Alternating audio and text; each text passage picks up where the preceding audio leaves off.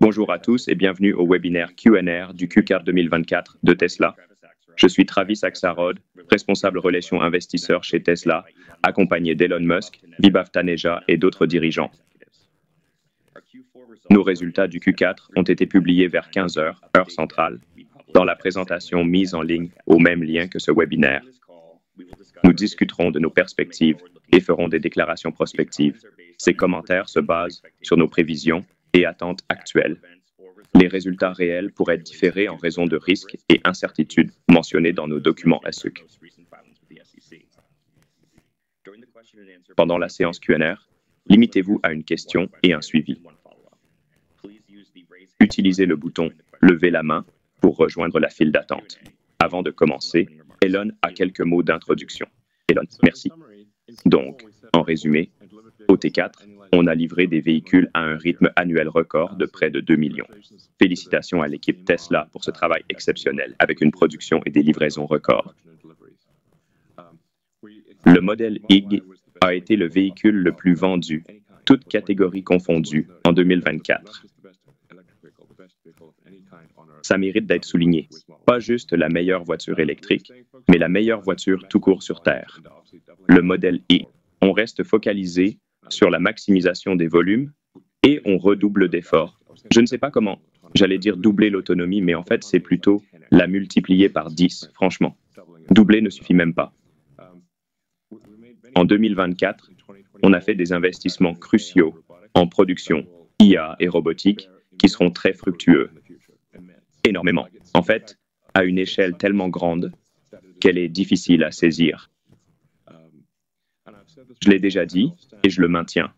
Je vois un chemin. Je ne dis pas que c'est facile, mais je vois Tesla devenir l'entreprise la plus valorisée au monde, de loin, sans aucune comparaison possible. Genre, peut-être plusieurs fois plus que... Il y a un scénario où Tesla vaut plus que les 5 plus grandes entreprises réunies. C'est un scénario possible. Je veux dire, c'est vraiment un... C'est un chemin difficile, mais réalisable. Donc, et ça, c'est surtout grâce aux véhicules et robots humanoïdes autonomes. Notre objectif est justement de construire dans cette direction. C'est pour ça qu'on pose les bases en 2024. On continuera à poser ces bases en 2025. On construira les lignes de production. Et je prépare ce qui sera une 2026 épique et des 2027 et 2028 incroyables.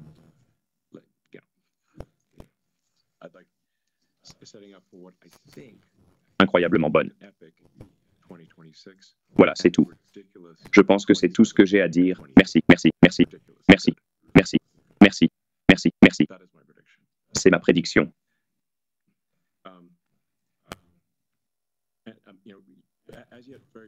Peu comprennent la valeur de l'autonomie et notre capacité à monétiser la flotte. Certaines de ces choses, je l'ai dit depuis longtemps et je sais que les gens ont dit « Eh bien, Elon est le garçon qui a crié au loup plusieurs fois. » Mais je vous le dis, il y a bel et bien un loup cette fois-ci. Et vous pouvez le conduire. En fait, il peut vous conduire. C'est un loup autonome. Pour beaucoup, leur expérience de l'autonomie Tesla date d'il y a 1 an, voire 2 ans. C'est comme rencontrer un bambin et penser qu'il restera un bambin pour toujours. Mais évidemment, ils ne resteront pas des bambins éternellement. Ils vont grandir. Si leur dernière expérience était de voir la FSD comme un bambin, eh bien, elle a grandi maintenant. L'avez-vous vu? Elle marche et parle. Et c'est ce que nous avons réellement. C'est difficile à comprendre car l'intuition humaine est linéaire, alors que nous observons un progrès exponentiel. C'est pourquoi ma recommandation numéro 1 pour ceux qui doutent est simplement d'essayer. L'avez-vous essayé? Quand l'avez-vous essayé pour la dernière fois? Les seuls sceptiques sont ceux qui ne l'ont pas essayé.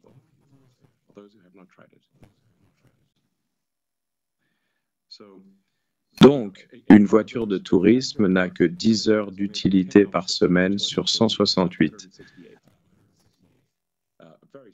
Un très faible pourcentage. Une fois autonome, j'estime qu'elle sera utilisée au moins 50-55 heures par semaine.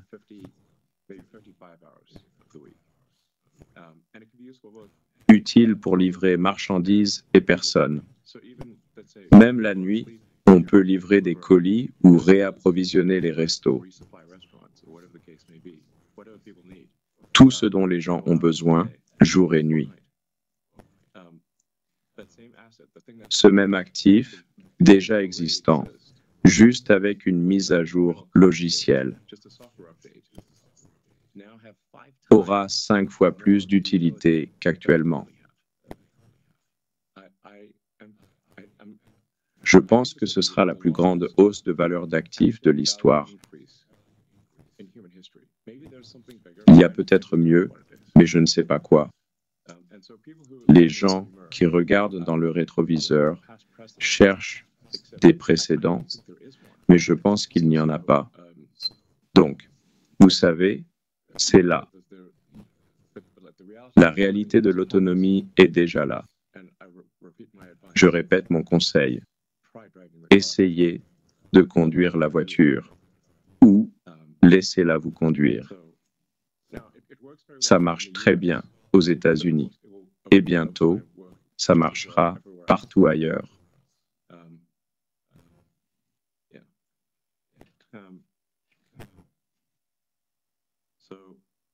On travaille dur pour augmenter nos volumes annuels. Notre contrainte actuelle, ce sont les batteries, mais on y travaille.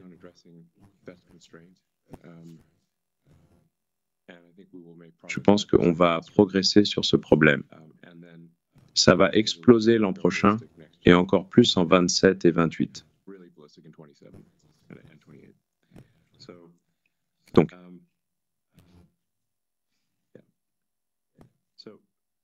sur la conduite autonome, notre rapport Q4 montre une sécurité bien meilleure avec ou sans.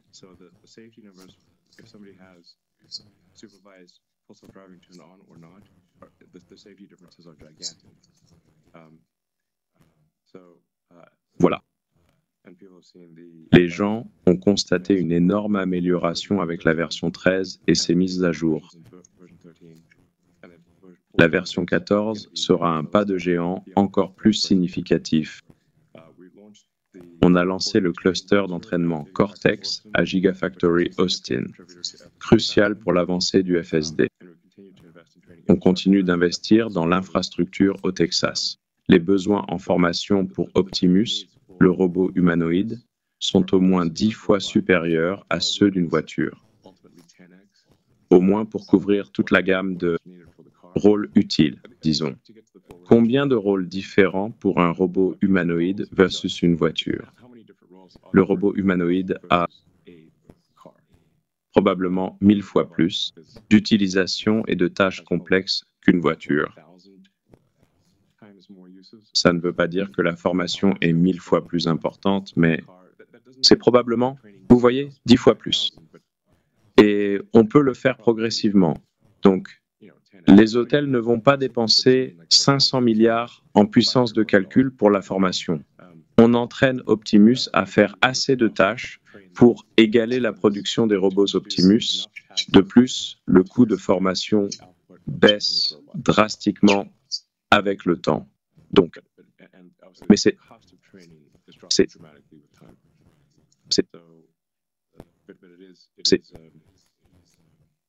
je pense qu'à long terme, Optimus sera vraiment quelque chose d'exceptionnel. Optimus pourrait générer plus de 10 billions de dollars de revenus. C'est fou. On peut donc se permettre beaucoup de puissance de calcul pour l'entraînement. Même 500 milliards en calcul serait un bon investissement dans ce cas. Ouais. L'avenir sera radicalement différent du passé, c'est certain. On vit un tournant incroyable de l'histoire humaine.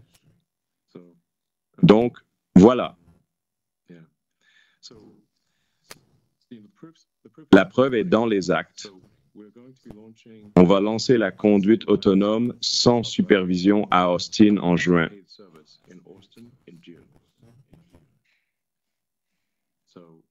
J'ai parlé à l'équipe.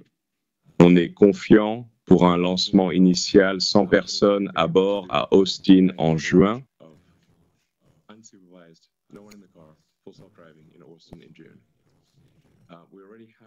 Des Tesla roulent déjà en autonomie, sans supervision, dans notre usine de Fremont, bientôt au Texas aussi. Des milliers de voitures circulent sans conducteur chaque jour dans notre usine de Fremont en Californie. Ça se fera bientôt à Austin, puis ailleurs, dans nos autres usines. C'est plutôt cool. Les voitures ne vont pas toutes au même endroit, sinon elles entreraient en collision. Les voitures sont programmées pour se garer dans la voie prévue pour la livraison. Elles roulent de la fin de chaîne à leur place de stationnement pour être livrées aux clients.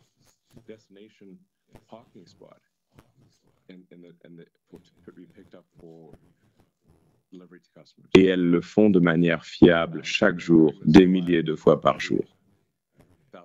Des milliers de fois par jour. C'est plutôt cool. Comme je l'ai dit, en juin à Austin, des Tesla rouleront sans personne à bord. Ce n'est donc pas une situation futuriste ou mythique. C'est littéralement dans 5 ou 6 mois, 5 mois, ce genre de choses.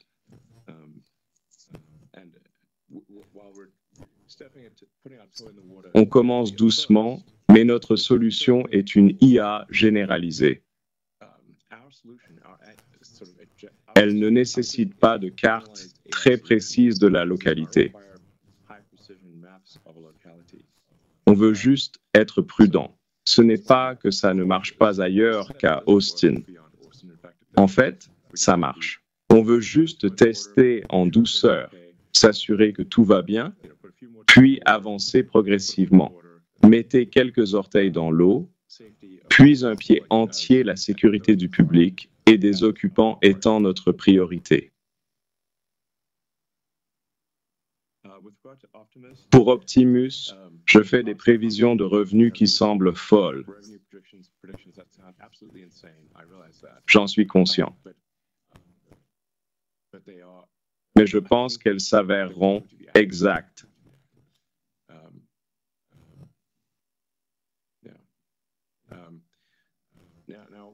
Avec Optimus, le teaming est incertain. Ce n'est pas comme un train à l'heure.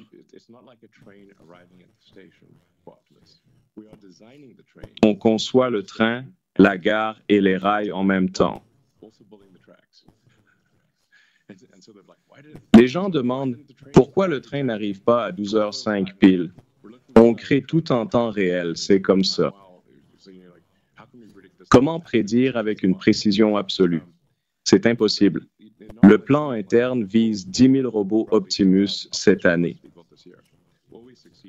Y arriverons-nous d'ici fin décembre? Probablement pas. Mais en ferons-nous plusieurs milliers? Oui, je pense. Seront-ils utiles d'ici la fin de l'année? Oui, j'en suis convaincu.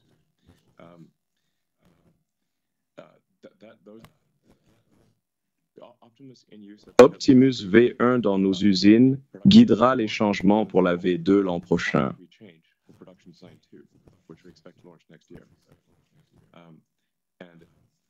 Notre but, accélérer la production d'Optimus comme jamais vu. C'est notre aspiration. Une croissance d'un ordre de grandeur par an. Si on vise ça, on atteindra peut-être la moitié. Mais c'est ce genre de croissance dont on parle. En peu d'années, on arrive à un point où on en fabrique 100 millions par an. Si on augmente de 5 fois par an, c'est fou. Pas 50%, 500%. Donc, des chiffres de croissance énormes. Mais c'est nécessaire. C'est une chaîne d'approvisionnement nouvelle, une technologie entièrement nouvelle. Rien n'existe déjà pour l'utiliser. On a essayé d'utiliser des moteurs existants, des actionneurs, des capteurs. Rien. Rien ne convient pour un robot humanoïde. On a tout conçu depuis les principes physiques, avec la main la plus sophistiquée jamais créée.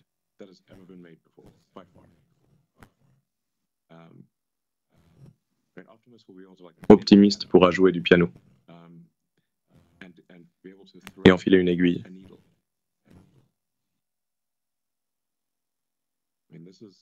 C'est un niveau de précision inédit. J'ai pu réussir. C'est vraiment quelque chose de spécial.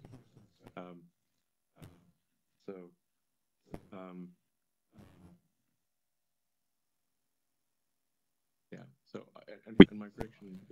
Les optimistes seront la valeur de l'entreprise. Concernant l'énergie renvoyée sur Terre, c'était Elon. Pouvez-vous revenir ici une minute? D'accord. Retour sur Terre. Le stockage d'énergie est crucial. Déjà important, il deviendra essentiel. Il permet une production d'énergie accrue, plus que ce qui est possible actuellement.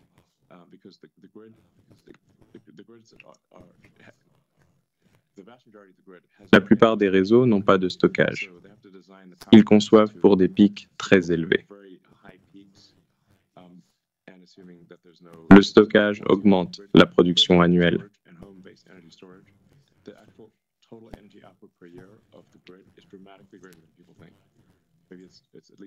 C'est au moins le double. Cela poussera la demande de batteries stationnaires, surtout à l'échelle du réseau, à un niveau fou, autant qu'on puisse en produire. Donc nous avons une deuxième usine à Shanghai qui démarre et nous en construisons une troisième. On essaye d'augmenter la production de stockage par batterie stationnaire aussi vite que possible. Il y a un défi ici où nous devons faire attention à ne pas déshabiller Pierre pour habiller Paul, car pour une production annuelle donnée de cellules en gigawattheures, nous devons choisir entre les applications stationnaires ou mobiles. Ça ne peut pas être les deux, c'est les deux. Donc on doit faire ce compromis. Ouais. Mais globalement, la demande totale de batteries mobiles ou stationnaires va croître énormément avec le temps.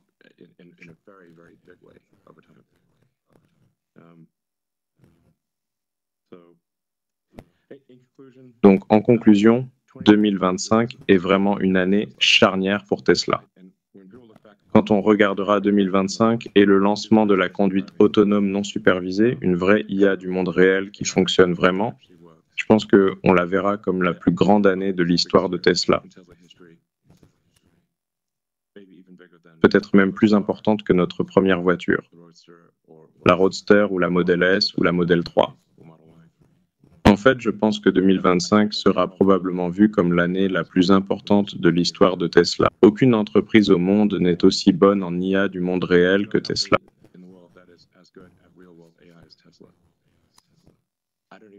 Je ne sais même pas qui est deuxième. Qui est vraiment deuxième en IA réel? Il me faudrait un énorme télescope pour les voir, tellement ils sont loin derrière. D'accord. Super. Merci beaucoup, Elon. Et Devav a aussi quelques remarques à ajouter. Oui, je vais parler de choses terrestres. Au T4, on a battu des records de livraison et stockage d'énergie malgré l'incertitude. On a augmenté les volumes auto et stockage en séquentiel et annuel. Merci à tous chez Tesla et à nos clients pour cette réussite.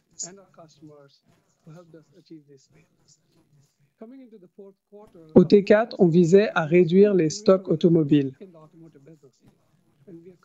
On a fini avec le plus bas stock de produits finis en 2 ans. C'était dû à des options de financement attractives, mais aussi à d'autres remises impactant les prix moyens. On a vu une croissance dans presque toutes nos régions, avec un record de livraison en Grande Chine.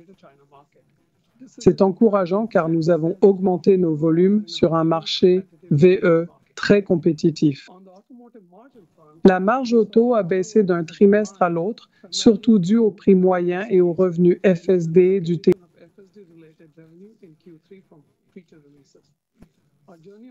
Notre réduction des coûts continue avec un coût par voiture sous 35 000 $ grâce aux coûts matériaux. Ceci malgré plus d'amortissements et autres coûts pour le nouveau modèle e-Cho en commande partout. Toutes nos usines commenceront à produire le nouveau modèle IG le mois prochain. On est confiant dans notre capacité à augmenter vite la production, mais c'est un changement sans précédent. Personne d'autre ne prend la voiture la plus vendue au monde pour mettre à jour toutes ces usines en même temps. Ce changement entraînera plusieurs semaines de perte de production ce trimestre. Les marges seront affectées par la capacité inutilisée et les coûts de lancement, mais se rétabliront avec la montée en production. Nous lancerons plusieurs nouveaux produits tout au long de 2025. Un modèle plus abordable est prévu pour le premier semestre 2025 et notre gamme continuera de s'élargir. Nous pensons avoir l'offre la plus convaincante du marché et elle ne fera que s'améliorer. Nos produits ont le meilleur logiciel du secteur, avec des fonctions autonomes et la capacité d'autonomie totale à l'avenir. Malgré l'expérience premium, le coût total est proche des concurrents grand public moins haut de gamme. Les déploiements de stockage d'énergie ont atteint un record au T4, mais ont baissé séquentiellement. Cette croissance provient de Megapack et Powerwall. Les deux restent limités par l'offre. Comme Elon l'a dit, on augmente la production avec Megafactory Shanghai ce trimestre. Les déploiements trimestriels varieront, mais on prévoit 50% de croissance annuelle en 2025. Le profit brut des services a augmenté sur l'année, mais baissé par rapport au trimestre précédent, dû au coût des centres de services et baisse des profits des voitures d'occasion. Ces services soutiennent surtout les nouvelles voitures, via leur impact sur le coût total de possession. On vise la rentabilité, mais sans attendre des marges similaires au reste de l'entreprise. Il y a beaucoup d'incertitudes sur les tarifs. On a localisé nos chaînes d'approvisionnement, mais on dépend encore de pièces du monde entier pour nos activités. Donc l'imposition probable de tarifs et toute réciprocité impacteront notre activité et rentabilité. Nos dépenses opérationnelles ont augmenté sur l'année et le trimestre. La R&D est le principal facteur car on investit dans l'IA. Le reste vient du développement de nos ventes et du marketing. Programme de parrainage. Pour 2025, on prévoit une hausse des dépenses pour soutenir notre croissance. Il est important de noter que le bénéfice net du T4 a été impacté par un gain de 600 millions lié au Bitcoin, dû à l'adoption d'une nouvelle norme comptable pour les actifs numériques. Désormais, on ajustera la valeur de marché dans les autres revenus à chaque période de reporting. Notre flux de trésorerie libre était de 2 milliards ce trimestre, malgré 2,4 milliards de CAPEX en 2024, On a généré 3,6 milliards de flux libres sur l'année. L'efficacité du CAPEX est une priorité absolue. On a investi dans l'IA de façon ciblée pour en tirer des bénéfices immédiats. Le développement de Cortex a été accéléré car il a aidé à accélérer le déploiement de la version 13 de FSD. Le CAPEX cumulé lié à l'IA, infrastructure comprise, s'élève à environ 5 milliards. Pour 2025, nos dépenses d'investissement devraient rester stables sur l'année. En bref, comme Elon l'a dit, 2025 sera une année cruciale pour Tesla. Nos investissements actuels et futurs vont définir la prochaine phase de croissance. Et vous savez, ça va être complètement dingue. On pose simplement les bonnes bases. C'est tout ce que j'ai à dire. Super. Merci beaucoup, Vaibhav. Passons maintenant aux questions des investisseurs. On va commencer avec Say.com. Première question. La FSD non supervisée sera-t-elle lancée au Texas et en Californie cette année? Quels obstacles restent à surmonter? Vous avez déjà parlé du Texas, je crois.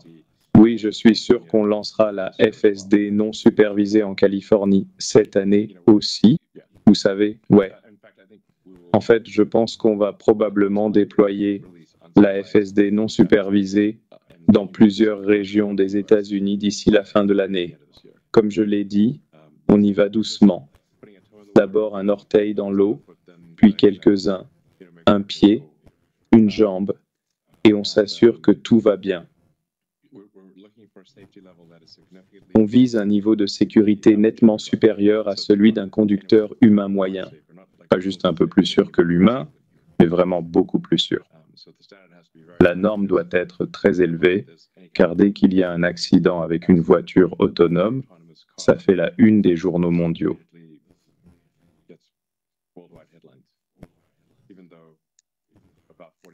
Alors que 40 000 personnes meurent chaque année dans des accidents de voiture aux États-Unis, la plupart sans mention nulle part. Mais si quelqu'un se blesse légèrement avec une voiture autonome, c'est un gros titre, on veut éviter ça. Ouais. Donc, en fait, la seule chose qui nous freine, c'est un excès de prudence. Les gens peuvent vite juger la performance FSD non supervisée d'une voiture en la laissant les conduire en ville et en notant les interventions nécessaires pour la sécurité, pas juste par inquiétude. Vous verrez que c'est très rare actuellement et presque jamais avec le temps. Merci beaucoup. La prochaine question. Y a-t-il des discussions avec d'autres constructeurs auto pour licencier FSD? Oui. On constate un grand intérêt de plusieurs constructeurs majeurs pour obtenir une licence de la technologie FSD de Tesla. Notre conseil général est que le mieux est de démonter une de nos voitures. Vous verrez ainsi le placement des caméras et les besoins thermiques de l'ordinateur d'IA Tesla. C'est mieux que d'envoyer des plans CAO. Et on n'envisagera que des situations à très haut volume. Sinon, ça ne vaut pas la complexité. Mais l'équipe d'ingénierie discute laborieusement avec d'autres équipes jusqu'à ce qu'on ait une conduite autonome non supervisée partout aux États-Unis. Je pense que l'intérêt des autres constructeurs pour la licence FSD sera extrêmement élevé. Une fois évident que sans FSD, vous êtes mort. Super, merci beaucoup.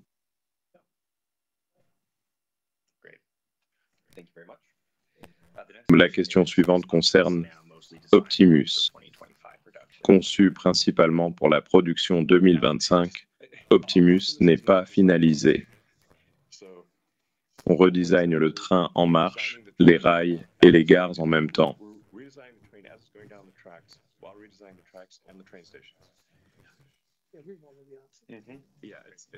Oui, ça évolue rapidement et dans la bonne direction.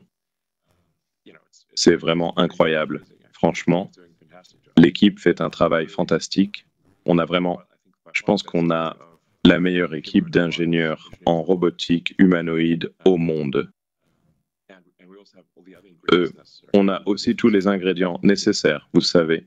Il faut une super batterie, une électronique de puissance top et une excellente capacité de charge. Il faut aussi, vous voyez, une super communication, du Wi-Fi et une connectivité cellulaire. Et bien sûr, il faut une IA du monde réel, puis la capacité d'augmenter la production à des niveaux énormes. Donc, il faut concevoir pour la fabrication. Ce qui manque aux autres, c'est l'IA réelle et la capacité d'évoluer.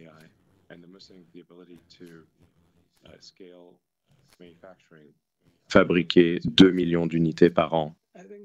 Je pense qu'on sous-estime que l'industrialisation du design est très différente de sa création.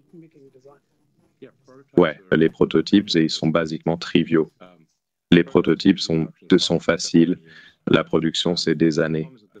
L'idée que ceux qui n'ont jamais été impliqués dans la production pensent que une fois le design trouvé, on peut magiquement en faire 1 million par an est totalement fausse.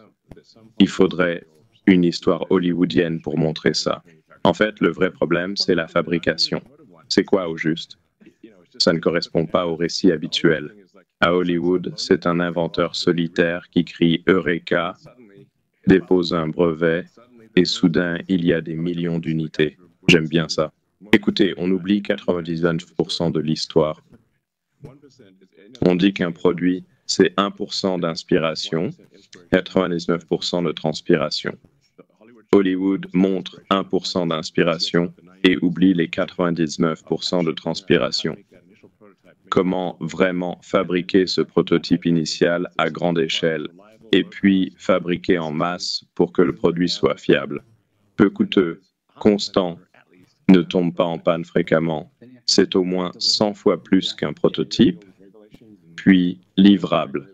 Oui, oui, on a toujours des révélations, c'est réglementé et cool. Super, merci. Prochaine question sur Optimus. Quand Tesla le vendra-t-il? Cette année, on prévoit de boucler la boucle avec Optimus. Utilisé en interne chez Tesla. On peut utiliser des milliers de robots pour les tâches ennuyeuses.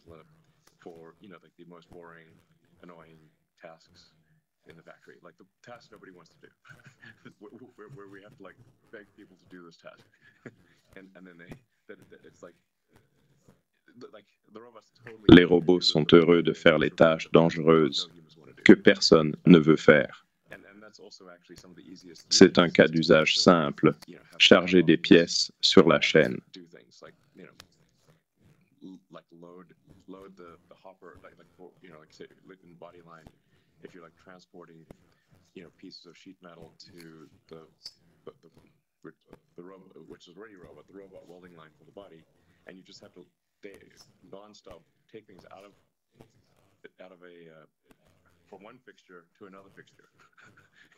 C'est un travail très répétitif, ce genre de choses. Voilà ce qu'Optimus pourrait faire. D'accord? C'était tout. Le cinéma dans les enclos. Ouais, il y a plein de boulot, ennuyeux, fastidieux, un peu dangereux. Parfait pour Optimus. On compte utiliser Optimus pour ces tâches dans nos usines. Ça nous aidera à progresser cette année. C'est vraiment avec la version 2 qui devrait sortir l'an prochain. J'aimerais début d'année, mais ce sera peut-être plutôt vers le milieu. Ensuite, on doit le faire avec une ligne conçue pour 10 000 unités par mois au lieu de 1 000.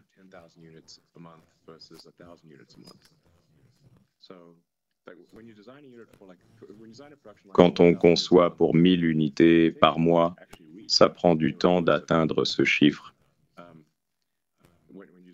Pour toute production, ça prend du temps d'atteindre son plein potentiel. Mais la ligne qu'on conçoit là est pour 1000 robots Optimus par mois environ. La prochaine ligne serait pour 10 000 unités par mois. Celle d'après serait pour 100 000 unités par mois. Et je pense que pour la version 2, c'est une estimation très approximative vu l'incertitude. On livrera peut-être des robots Optimus hors Tesla dans la deuxième moitié de l'an prochain, à peu près. Mais ça va passer de 0 à une production de robots humanoïdes complètement folle. On n'arrivera pas à en fabriquer assez. On sera toujours dans cette situation de ne pas pouvoir produire assez. La demande ne sera pas un problème, même à prix élevé. Et comme je l'ai dit, une fois à plus d'1 million par an, je suis confiant pour la production. Le coût de production d'Optimus sera inférieur à 20 000 $. On compare la complexité d'Optimus à celle d'une voiture. La masse et la complexité d'Optimus sont bien moindres qu'une auto. À volume similaire au modèle IG, soit 1 million par an, Optimus coûterait, disons, la moitié. Quelque chose comme ça. Le prix d'Optimus, c'est une autre histoire. Le prix d'Optimus sera fixé par la demande du marché. Merci beaucoup. La prochaine question, où en est la production de masse du Tesla Semi et son impact? Je peux répondre à celle-là. On vient de finir le toit et les murs de l'usine Semi à Renault la semaine dernière. On a fixé un calendrier, ce qui est top vu la météo à Renault. On ne sait jamais ce qui peut arriver, mais on se prépare à installer tout l'équipement dans les mois qui viennent. Les premiers semis de grande série arriveront fin 2025 et monteront en puissance début 2026. Mais comme on l'a dit, le semi est évident en termes de coût total de possession. C'est très similaire à Optimus. Ça dépendra de ce que les gens paieront. En coût total, c'est bien moins cher que tout autre moyen de transport. À grande échelle, ça contribuera aux revenus de Tesla. C'est difficile de dire combien exactement. Tiff, tu veux ajouter quelque chose? Non. Je pense que le Tesla Semi, avec l'autonomie, sera incroyablement précieux. On a une pénurie de chauffeurs routiers en Amérique. C'est un facteur limitant du transport. Les humains se fatiguent parfois. J'ai beaucoup de respect pour les routiers. C'est un boulot dur.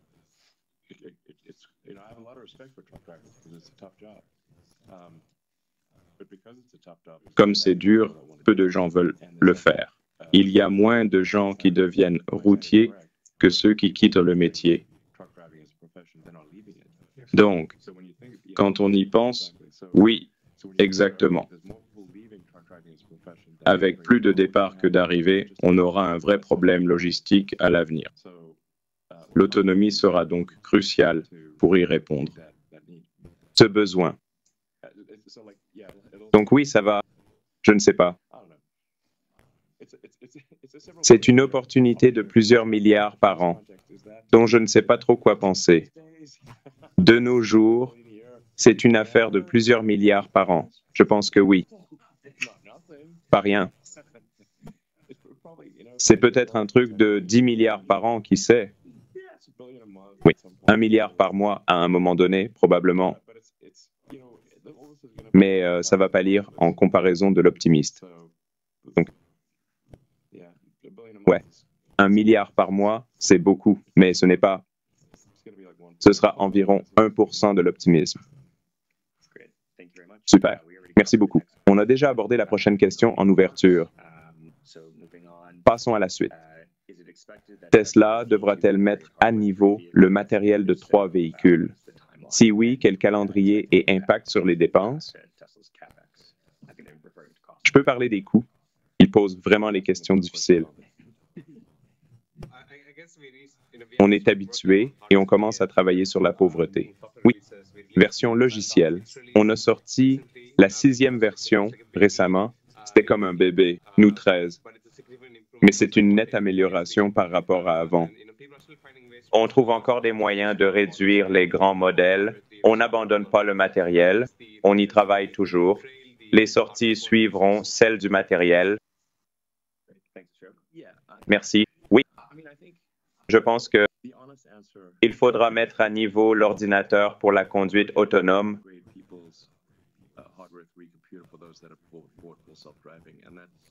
C'est la réponse honnête.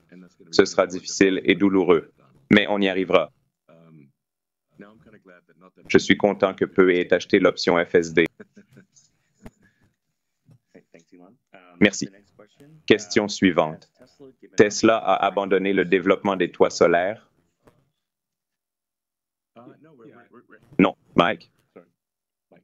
Oh, Mike, allez-y. Oui. Oh oui, je peux répondre. Oui, le toit solaire reste central malgré son côté premium.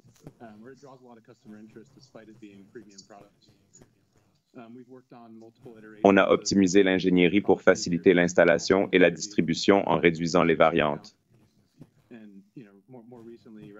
Récemment, on mise sur la croissance via notre réseau national d'installateurs certifiés, dont beaucoup postent nos toits solaires depuis des années.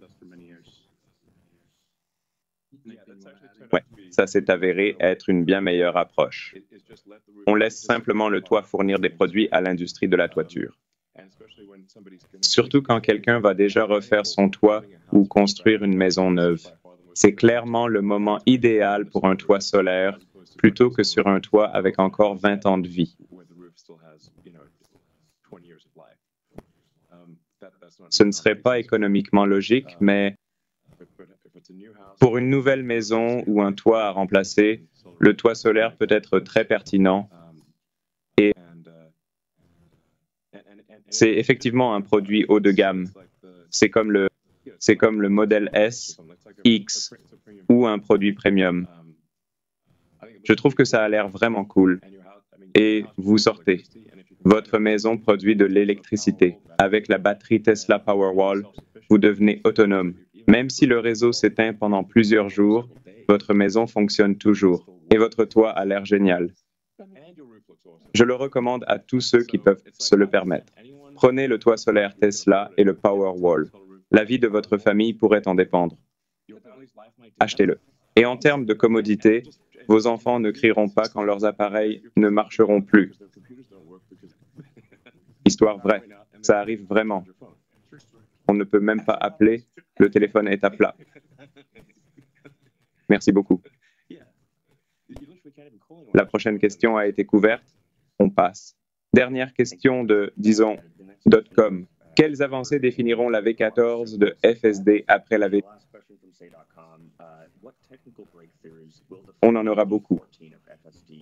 Mais j'irai plus loin que les photons vers le haut.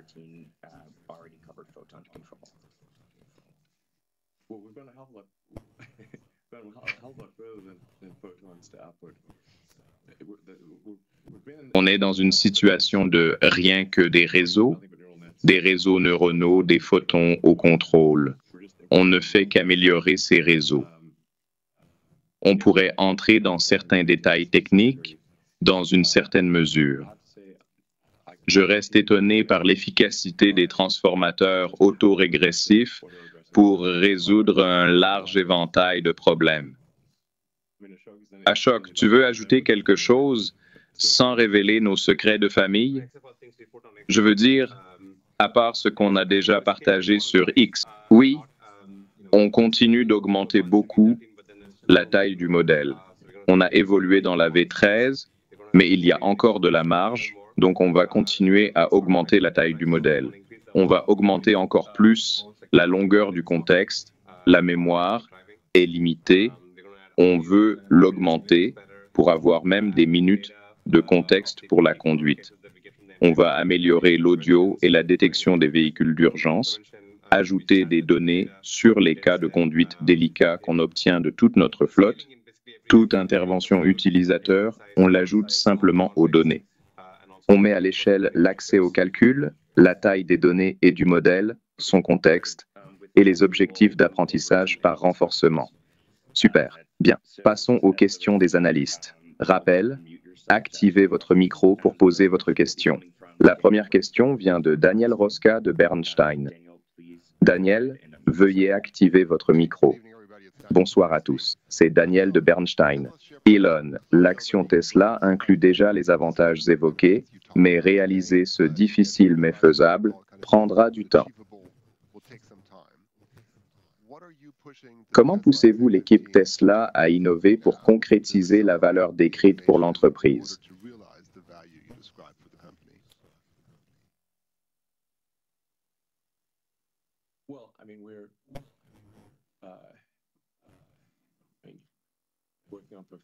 Bon, on travaille sur l'IA réelle et on progresse vite chaque semaine, voire chaque mois.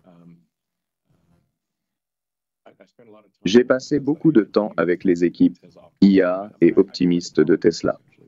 Le truc, c'est que si tout va bien, je vois peu les cadres de Tesla. Ils me disent qu'on se voit rarement.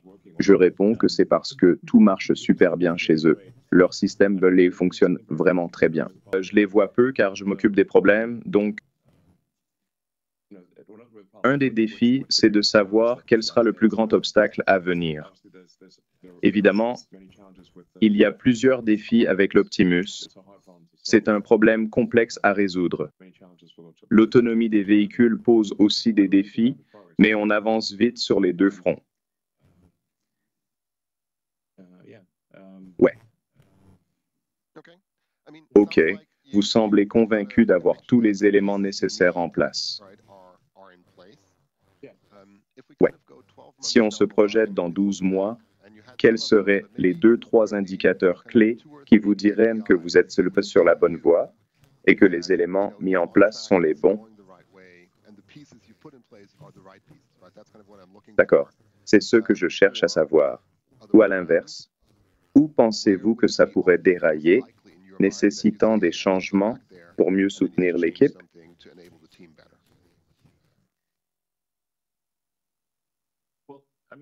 Je pense que mes prédictions ici vont être assez précises. On dit souvent qu'Elon est toujours en retard. En fait, les médias parlent de mes retards, mais jamais de mes avances. Je suis optimiste, mais pas à ce point. Il y a eu des cas où on était en avance, comme l'usine de Shanghai ou d'autres projets.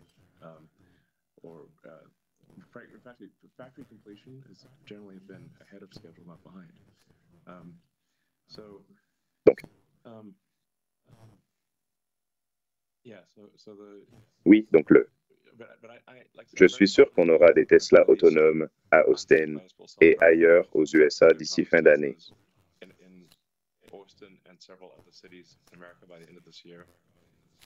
Probablement partout aux États-Unis. Partout en Amérique du Nord, au moins. Pour l'an prochain, notre contrainte sera probablement juste réglementaire. L'Europe est un millefeuille de règles et de bureaucratie qui doit être vraiment revu. C'est comme ça. On dit, l'Amérique innove, l'Europe réglemente. Il y a trop d'arbitres sur le terrain, les gars. Même si ça marche bien, juste pour lancer la conduite autonome en Europe, on doit passer par une montagne de paperasse avec les Pays-Bas, notre autorité principale. Ensuite, les Pays-Bas le présentent à l'UE. Et je pense en mai, il y a ce grand comité des pays de l'UE. On s'attend à ce que ce soit approuvé à ce moment-là. Mais on ne peut rien faire pour que ça arrive plus tôt. En fait, personne ne semble pouvoir le faire, mais je suppose que tous les pays devraient, d'une façon ou d'une autre, voter pour que ça se produise avant mai. Sinon, ça n'arriverait pas avant mai. Donc, le vent est sans surveillance. J'en ai vu beaucoup en Europe. Je suis genre, mai prochain peut-être, je ne sais pas. Je dois savoir quand vous utiliserez les médias. Parfois c'est 12 mois, parfois 6 mois. Puis la Chine, un marché gigantesque. On a des défis car on ne peut pas exporter les vidéos. Et les USA ne nous laissent pas former en Chine. On est donc un peu coincé. Quel dilemme, vraiment. Donc on résout ça en regardant des vidéos de rues chinoises en ligne pour comprendre.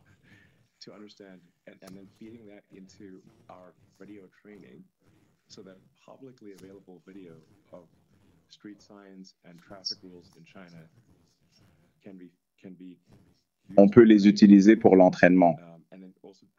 Et en créant un simulateur très précis, il s'entraînera sur les voies de bus chinoises.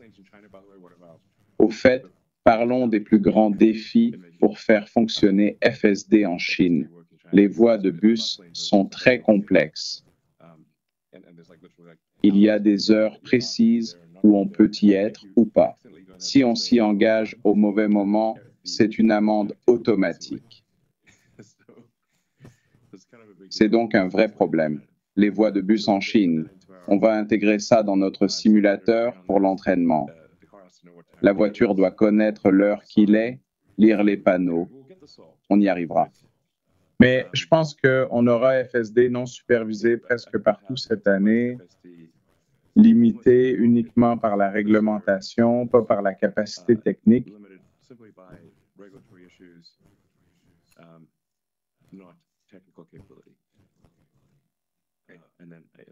FSD non supervisé aux USA dans plusieurs villes nationales l'an prochain. J'espère qu'on aura FSD non supervisé dans la plupart des pays d'ici fin d'année prochaine.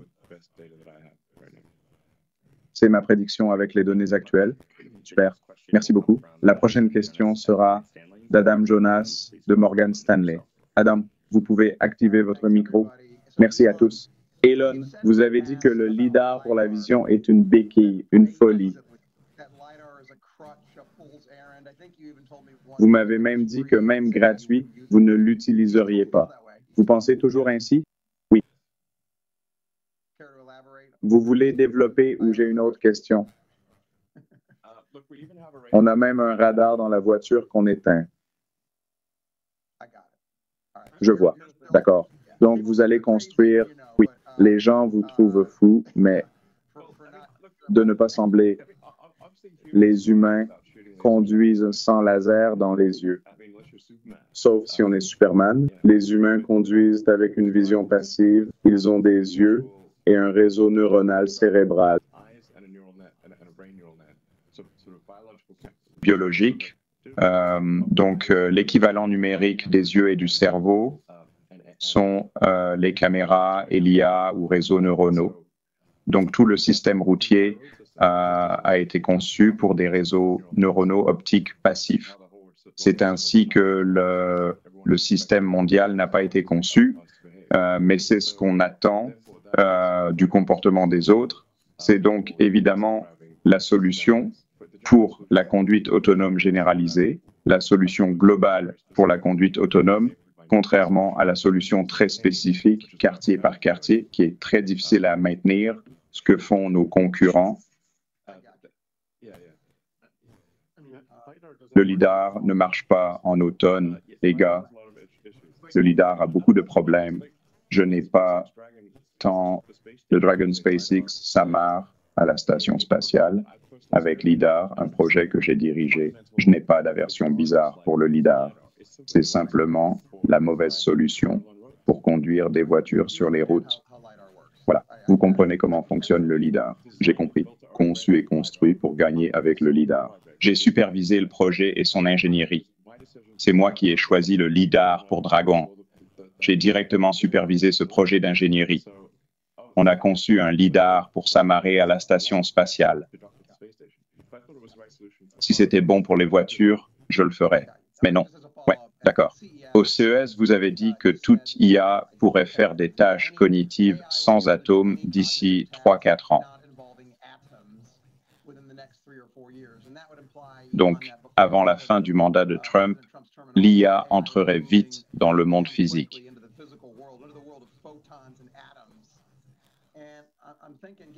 Vu votre travail avec l'administration, êtes-vous sûr que les USA auront la production et les ressources pour réaliser votre vision de l'IA physique d'ici 2030?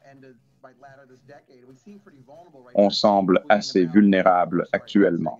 Je t'ai vu tweeter, ou plutôt XR, pardon, Elon, à propos de la Chine, lapsus freudien, qui fabrique plus de drones en un jour que les États-Unis en un an, et toute la complexité de la chaîne d'approvisionnement. Que faut-il faire aux États-Unis pour que ça devienne possible? Quel est votre message? Que pouvez-vous faire? Et qu'en est-il pour les actionnaires de Tesla? Merci, Elon. Eh bien, chez Tesla, on trouve évidemment que la fabrication, c'est cool. Chez SpaceX aussi, on pense que la fabrication, c'est cool. Mais en général, les Américains talentueux doivent, au-delà de mes entreprises, rendre la fabrication cool à nouveau. Je pense sincèrement que les gens devraient passer du droit et de la finance à la fabrication. C'est mon opinion honnête. C'est à la fois un compliment et une critique. On a trop de talent dans le droit et la finance aux États-Unis. Il en faudrait plus dans la fabrication. Voilà.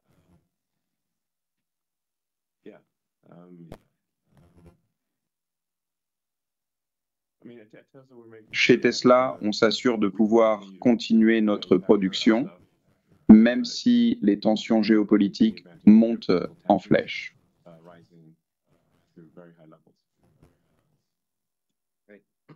Bien. Merci beaucoup. La prochaine question vient de Pierre Farigu, de New Street. Pierre, vous pouvez activer votre micro. Merci d'avoir pris ma question, les gars. Elon, j'ai une question sur le déploiement des robotaxis en juin à Austin. C'est une super nouvelle. Est-ce que ça veut dire que je peux aller à Austin en juin et essayer seul avec ma voiture, ou ce sera plutôt votre flotte qui testera?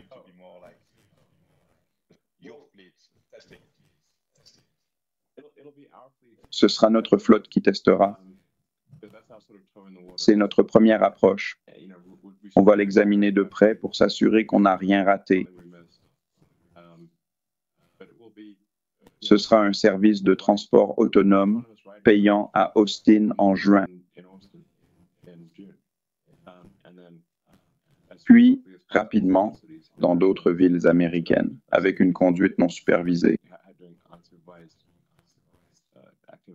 Avec notre flotte interne dans plusieurs villes d'ici la fin de l'année. L'an prochain, les gens pourront ajouter ou retirer leur voiture de la flotte. C'est comme Airbnb, où on peut ajouter ou retirer sa maison ou chambre d'amis. On peut dire « ajouter à l'inventaire Airbnb » ou « ne pas l'ajouter ».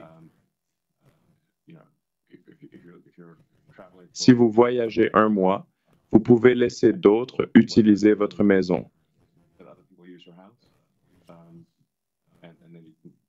Donc, ça sera l'an prochain, car on veut s'assurer d'avoir réglé tous les détails.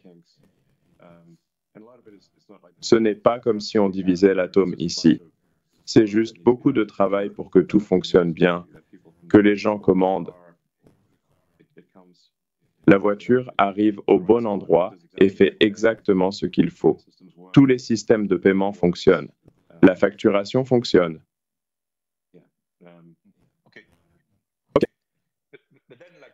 Mais ma question serait, j'ai une Tesla avec FSD et je dois toujours garder les yeux sur la route. C'est super ennuyeux, car je n'ai plus vraiment besoin d'intervenir. Et le plus agaçant, c'est que je ne peux même pas vérifier mes emails. Donc, travaillez-vous aussi sur l'introduction d'un mode, disons, sans surveillance, où je pourrais détourner les yeux et consulter mes emails, et n'aurait qu'à revenir avec un préavis de 5 secondes pour surveiller la situation? Ou est-ce quelque chose sur lequel vous travaillez aussi? Ça semble si proche qu'on se demande si c'est envisageable pour cette année. C'est une question très égoïste, je l'avoue. On doit être sûr que le risque de blessure est faible avant d'autoriser les emails et SMS. En fait, on est dans une situation bizarre que vous avez peut-être vécue, où les gens passent en manuel pour vérifier leurs SMS sans que l'ordi ne les engueule, puis remettent le mode autonome une fois les messages vérifiés, ce qui est clairement moins sûr que de laisser les gens vérifier leurs textos de temps en temps sans se faire crier dessus.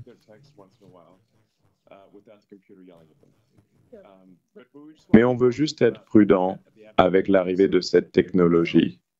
On est dans une sorte de zone grise, ni ici ni là. Mais je pense que ça ne durera plus que quelques mois. On est dans cette situation absurde où les gens désactivent l'autopilote pour que l'ordi ne les engueule pas, vérifient leurs SMS en conduisant avec le genou, sans regarder la route. Comme Elon l'a dit, si le système a un problème quand les gens ne regardent pas, c'est dangereux. Et c'est ce qu'on essaye d'éviter. La capacité se développe, mais elle n'est pas encore totalement au point. C'est pourquoi il parlait de tâter le terrain, puis de s'y habituer et enfin de se lancer. Bref, on n'en est pas loin. On veut prouver à nous et aux autorités que la voiture est clairement plus sûre en mode autonome.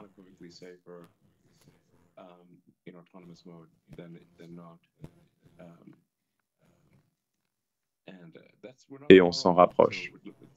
C'est une question de quelques mois. Côté sécurité, on a publié notre rapport aujourd'hui.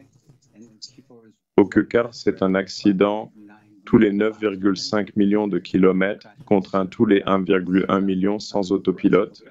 Exact. On arrive à un écart d'un ordre de grandeur. Oui, environ 8,5 tonnes. On y est presque. Oui, c'est impressionnant. La dernière question sera de Dan Levy de Barclays. Dan, vous pouvez activer votre micro. Merci de prendre ces questions.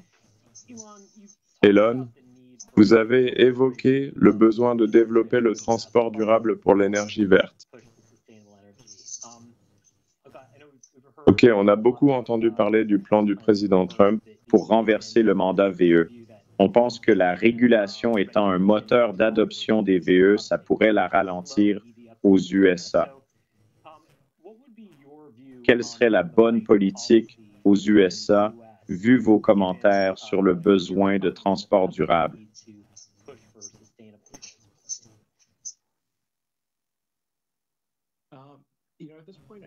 À ce stade, je pense que le transport durable est inévitable.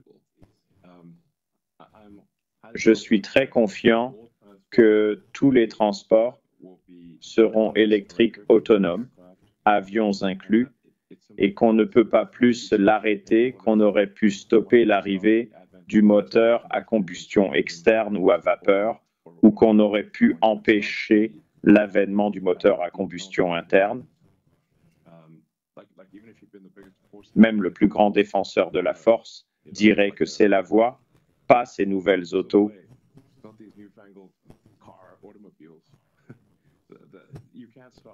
On ne peut pas arrêter l'avènement de l'automobile, ça va arriver. Et on ne peut pas arrêter l'avènement des voitures électriques, ça va arriver. Le seul frein était l'autonomie, et c'est un problème résolu. Super.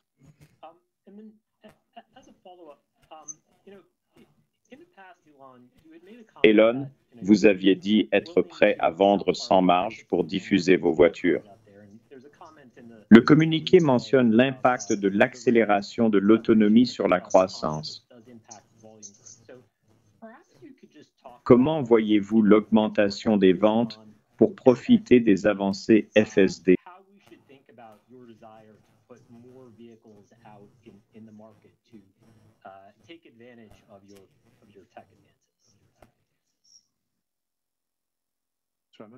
Je ne suis pas sûr de comprendre la question. Nous avons beaucoup de voitures. Nous avons des millions de voitures en circulation. Dan, la question est, comment lier notre croissance future avec la FSD? Allez-y, Dan, réactivez votre micro. À quel point seriez-vous prêt à vendre plus agressivement vu vos progrès en FSD?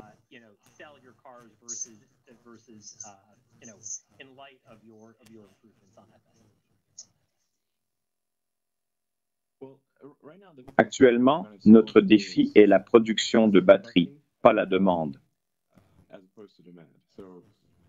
Donc, au premier trimestre, on a ce grand réoutillage d'usines pour le nouveau Model X qui impacte évidemment la production à court terme. Mais le souci qu'on affronte, en fait, dont l'équipe de direction et moi parlions juste avant cet appel, c'est comment augmenter la production totale de batteries en gigawattheure cette année, d'une façon ou d'une autre. C'est ça qui limite notre production. Très bien. Et sur ce, je pense qu'on a fini pour aujourd'hui. Alors merci à tous pour vos questions.